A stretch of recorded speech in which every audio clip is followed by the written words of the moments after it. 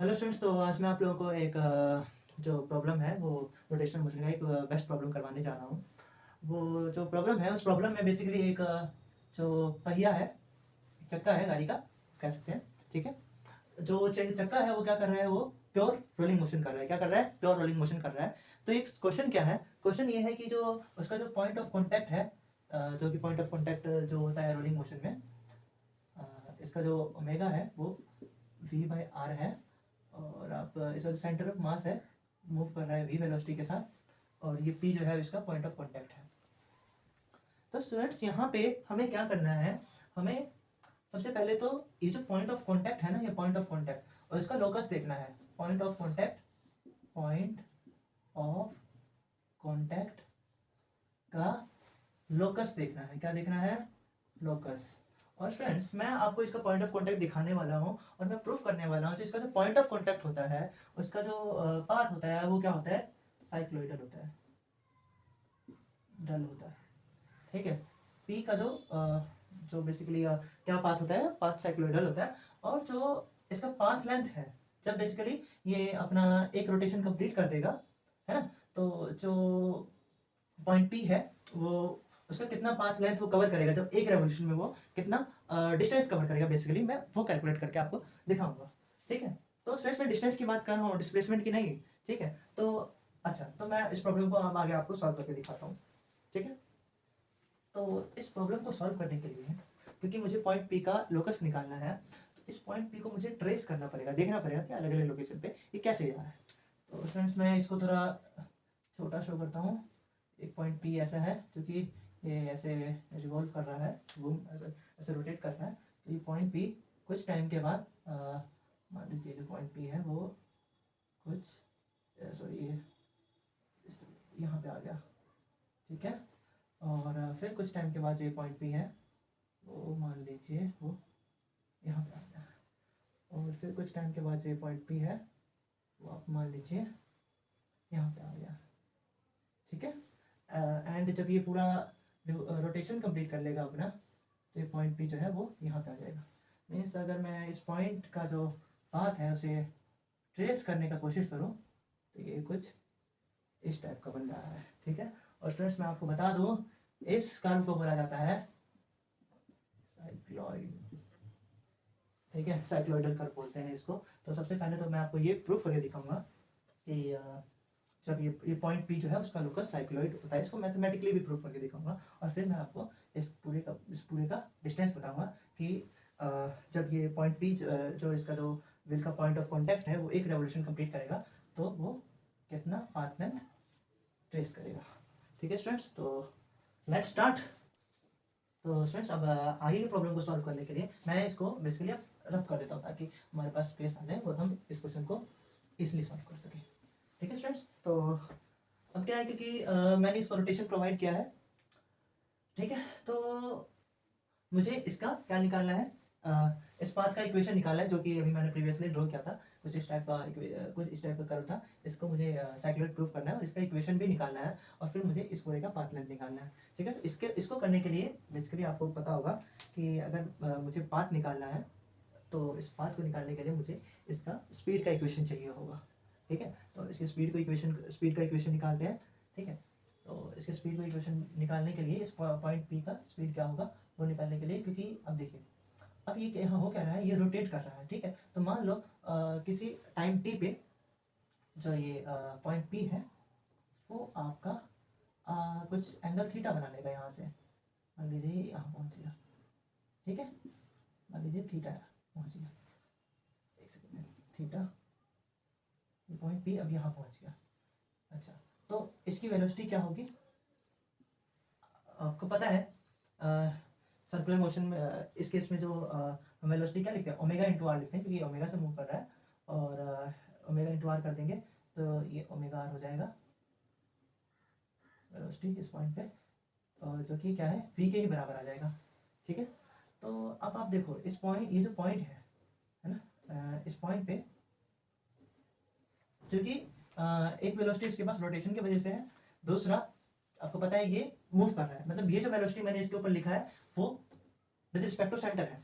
तो अगर मैं इसको मैं ना पॉइंट क्यू बोल देता हूँ। ठीक है, तो ये क्या है, वेलोसिटी तो ये जो वेलोसिटी है ना, जो हमने ओमेगा लिखा हुआ है, ये है क्या? ये बेसिकली ये क्या है? V Q with respect to C है। क्या है? V Q with respect to C vector. इसको मैं क्या लिखूंगा? वी क्यू वेक्टर माइनस में वी सी वेक्टर। ठीक है, तो ये V Q C vector plus में वी सी वेक्टर, जो कि क्या है? ये मेरे पास क्या है? वी क्यू वेक्टर है। ठीक, इसको मैं क्यू अच्छे से लिख लेता हूँ यहाँ पे। ठीक है, तो स्टूडेंट्स अभी मैं आपको, अब मुझे अगर ये वी क्यू वेक्टर निकालना है, ठीक है, तो मुझे इनका वेक्टर समीकरण निकालना पड़ेगा। और मुझे चूंकि इस पाथ का कर्व निकालना है, उसके लिए मुझे वी क्यू वेक्टर निकालना पड़ेगा। ठीक है, क्योंकि जब मैं वी क्यू वेक्टर निकालूंगा तो उसका मैग्नीट्यूड के हेल्प से मैं स्पीड निकाल लूंगा। ठीक है, और फिर उस स्पीड का इंटीग्रेशन करके मैं डिस्टेंस का इक्वेशन निकाल लूंगा, डिस्टेंस निकाल लूंगा। ठीक है, तो मैं ये करने वाला हूँ। तो स्टूडेंट्स इसका वेक्टर सम करने के लिए मैं इसको ड्रॉ करके दिखाता हूँ। इस पॉइंट क्यू पे हो क्या रहा है? इस पॉइंट क्यू पे मेरे पास दो वेलोसिटी है, एक वी, वी क्यों है? क्योंकि सेंटर वी से मूव कर रहा है। ठीक है, ये सेंटर वी से मूव कर रहा था ना। ठीक है, और दूसरा इसके पास दूसरा वेलोसिटी बिकॉज ऑफ रोटेशन। और इनके बीच में अगर आप देखेंगे तो ज्योमेट्री लगाएंगे तो आपको पता चलेगा इसके बीच में जो एंगल बन रहा है वो क्या है? 180 माइनस में थीटा। ठीक है, और ये भी वी है। ठीक है, स्टूडेंट्स अब मैं इसका, अब जब मैं इसका वेक्टर सम करता हूँ तो वेक्टर सम जो कि फॉर्मूला होता है, तो वी क्यू वेक्टर का जो मैग्नीट्यूड है वो अगर मैं निकालूँ तो वो कैसे निकालूंगा? Root over V square plus V square two V one into V two और कॉस 180 माइनस में थीटा, 180 माइनस में थीटा। ठीक है, जो कि ये हो जाएगा 2v² माइनस में 2v² और कॉस थीटा। तो स्टूडेंट्स आप इसको थोड़ा सा सिंप्लीफाई करेंगे तो आप पाएंगे ये आ जाएगा 2v साइन थीटा बाय 2। तो ये क्या हो गया? वी क्यू वेक्टर का जो मैग्नीट्यूड है ये आ गया। ठीक है, तो स्टूडेंट्स अब एक और चीज़ देखिए। अब हम, मैं इस थीटा को लिख क्या सकता हूँ? मैं इस थीटा को लिख सकता हूँ omega into T. Omega into T क्यों लिख सकता हूँ? क्योंकि ये इसके एंगुलर वेलोसिटी कितनी है? ओमेगा, और टाइम टी में ये थीटा कुछ कवर कर लेगा। तो मैं इसको ऐसे लिख सकता हूँ। तो मैं जो वी क्यू वेक्टर का जो मॉडुलस है 2v sine omega t by 2। ठीक है, तो अब मैं प्रूफ करने वाला हूँ जो ये पार्टिकल पी है उसका जो पाथ है वो साइक्लोइड कैसे होता है।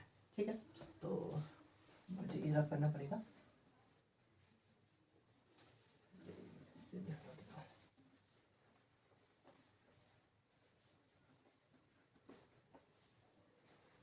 तो स्टूडेंट्स जो डी एस होता है ना, वो होता है फ्री वेक्टर का मोड इनटू में डी टी का इंटीग्रेशन। ठीक है, सो अब ये कितना था?